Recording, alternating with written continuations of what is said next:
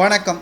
அதிமுகவின் நிர்வாகிக்கும் திமுகவின் நிர்வாகிக்கும் அடிதடி மிக பெரிய அளவில் பரபரப்பு. போலீஸ் குவிக்கப்பட்டதால் சலசலப்பின் காரணமாக ஒட்டுமொத்த அதிமுகவின் நிர்வாகிகளும் காவல்துறையினால் கைது செய்யப்பட்டு விசாரணைக்காக அழைத்து செல்லப்பட்டிருக்கிறார்கள். என்ன தகவல் என்பதை இந்த வீடியோவில் முழுமையாக தெளிவாக நாம் பார்க்கலாம். சென்னையில் வீட்டின் முன் குப்பை தொட்டி வைத்தது தொடர்பாக ஏற்பட்ட தகராறு கைகலப்பாக மாறியதில் திமுக பெண் வட்ட செயலாளரை தாக்கியதாக அதிமுக பெண் நிர்வாகி உட்பட 2 பேரை போலீசார் கைது செய்த நிலையில் 6 பேர் மீது வழக்கு பதிவும் செய்து தேடி வருகிறார்கள்.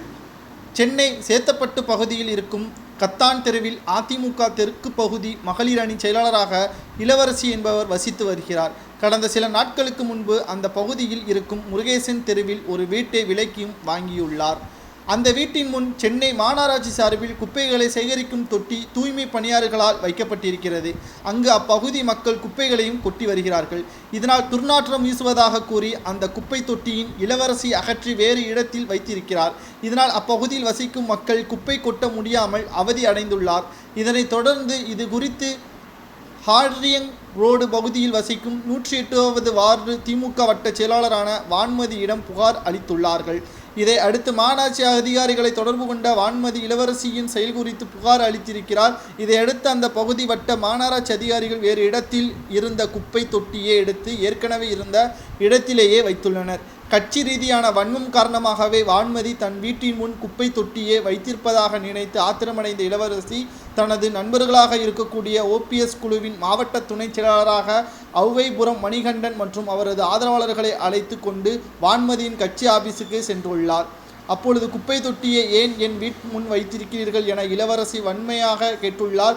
அப்பொழுது இரு தரப்பினருக்கும் இடையே வாக்குவாதம் ஏற்பட்டுள்ளது. வாக்குவாதம் முற்றிலும் கைகலப்பாக மாறிய நிலையில் இளவரசியின் ஆதரவாளர்கள் வான்மதியின் அலுவலகத்தை சூறையாடியதோடு நாற்காலிகளை தூக்கி வான்மதியையும் தாக்கியுள்ளார்கள். இதில் வான்மதி மற்றும் அந்த அலுவலகத்தில் இருந்த பாலு, சிவா உள்ளிட்டோர் காயமடைந்தார்கள். அவர்கள் கீழ்ப்பாக்கம் அரசு மருத்துவமனையிலும் அனுமதிக்கப்பட்டு முதலுதவி சிகிச்சை பெற்று வருகிறார்கள். மேலும் தாக்குதல் சம்பவம் குறித்து சேத்துப்பட்டு காவல்துறையினர் புகார் அளிக்கப்பட்ட நிலையில் புகாரை அடுத்து தான் மாநகராட்சி அதிகாரிகளை தொடர்பு கொண்டு தெரிவித்ததாகவும் தற்பொழுது 6 அதிமுகவின் குறிப்பாக பன்னீர்செல்வத்தின் ஆதரவாளராக இருக்கக்கூடியவர்களை தேடும் பணியில் ஈடுபட்டு வருகிறார்கள். மிக மோசமான செயலில் ஈடுபட்டதாக கூறி பன்னீர்செல்வத்தின் ஆதரவாளர்களை கைது நடவடிக்கை மேற்கொள்ள வேண்டும் என்றும் தற்பொழுது புகார்கள் அளிக்கப்பட்ட நிலையில் தேடுதல் பணியில் ஈடுபட்டு வருகிறார்கள். இதை பற்றி உங்களது கருத்துக்களை மறக்காம கமெண்ட் வாயிலாக கூறுங்கள். கைது நடவடிக்கை மேற்கொள்ளப்பட்டால் அவர்களுக்கு என்ன தண்டனை வழங்கலாம் என்பதை மறக்காம கமெண்ட் வாயிலாக கூறுங்கள். நன்றி, வணக்கம்.